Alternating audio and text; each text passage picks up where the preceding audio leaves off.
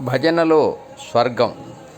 స్వామి ఒక సందర్భంలో మాయ గురించి చెబుతూ, మాయ నర్తకిలా నాలుక మీద నాట్యం ఆడుతూ ఉంటుంది. దానిని వశం చేసుకోవాలంటే దానిని తిరగేయాలి, అంటే కీర్తన చేయాలి. నర్తకిని తిరగేస్తే కీర్తన అవుతుంది అన్నారు. పాత రోజుల్లో స్వామి ఒకసారి కొంతమంది భక్తులతో, మీరు స్వర్గం ఎప్పుడైనా చూశారా అని అడిగాడు. దానికి వాళ్ళు లేదు స్వామి అన్నారు. అప్పుడు స్వామి, మీరు ఈరోజు కనీసం ఒక 4 గంటలు భజన చేయండి, మీకు నేను స్వర్గం చూపిస్తాను అన్నారు. ఆ భక్తులలో కస్తూరి గారు కూడా ఉన్నారు. వెంటనే అందరూ భజన ప్రారంభించి ఆగకుండా 4 గంటలు సేపు తదేక దీక్షతో ఆర్తితో చేశారు. భజన పూర్తి అయ్యే సమయానికి స్వామి వచ్చి సింహాసనంలో కూర్చున్నారు. భజన అయిన తరువాత హారతి కూడా ఇచ్చారు.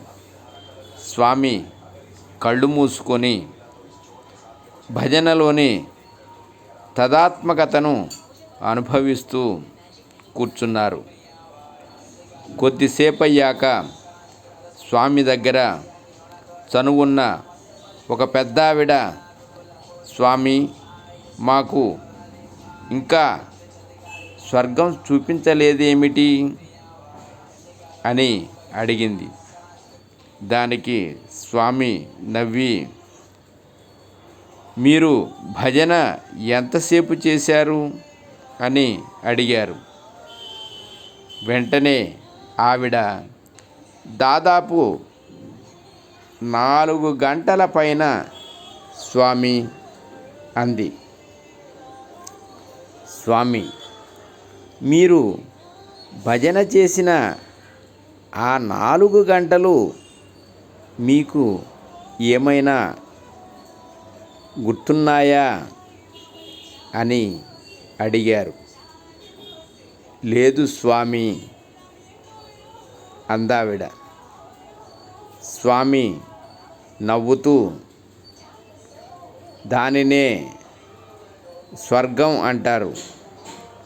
స్వర్గం వేరే ఎక్కడో లేదు, నీవు పాడే పాటలో ఉంది,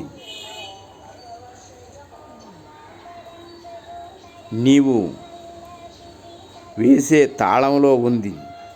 ఎప్పుడైతే చేతులతో తాళం వేస్తూ ప్రపంచాన్ని మరచిపోయే స్థితికి మీరు చేరుకున్నారో దానినే స్వర్గం అంటారు. స్వర్గం అనేది మీ చేతుల్లోనే ఉంది.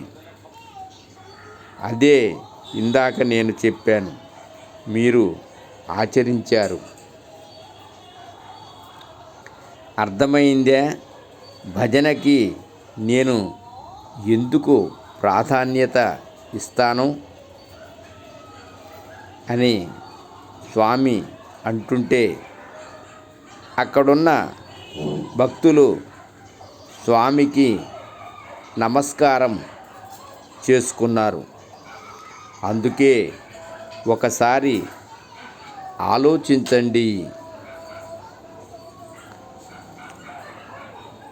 సర్వం శ్రీకృష్ణార్పణమస్తు. సర్వే జనా సుఖినో భవంతు. లోకా సమస్త సుఖినో భవంతు. శుభం భూయాత్.